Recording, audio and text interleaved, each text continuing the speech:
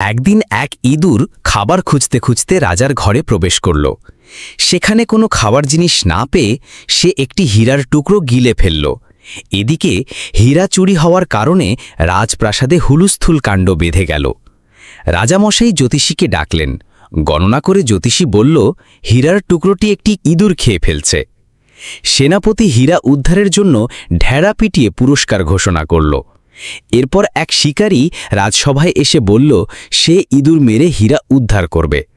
শিকারী যখন ইঁদুরটির খোঁজে বের হল তখন দেখতে পেল হাজার হাজার ইঁদুর একে অন্যের সাথে দল বেঁধে রয়েছে, আর একটা মাত্র ইঁদুর সবার থেকে আলাদা এক জায়গায় একটি ইটের ওপর বসা যেন সে সিংহাসনে বসে আছে। শিকারী তখন ওই ইঁদুরটিকে হত্যা করে তার পেট চিরে হীরার টুকরো বের করে রাজার হাতে তুলে দিল। রাজামশাই অনেক খুশি হয়ে শিকারীকে তার প্রাপ্য পুরস্কার বুঝিয়ে দিয়ে জিজ্ঞাসা করলেন, হাজার হাজার ইঁদুরের মধ্যে তুমি কিভাবে বুঝলে যে ওই ইঁদুরটাই হীরা চুরি করেছে? শিকারী মৃদু হেসে জবাব দিল, এটা খুবই সহজ মহারাজ।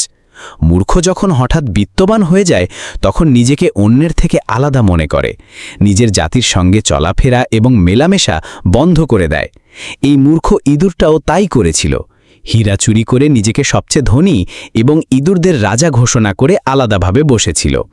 নীতিকথা, হঠাৎ অর্থাগমে স্বজন বা বন্ধুবান্ধব ভুলে গেলে ধ্বংস সন্নিকটে।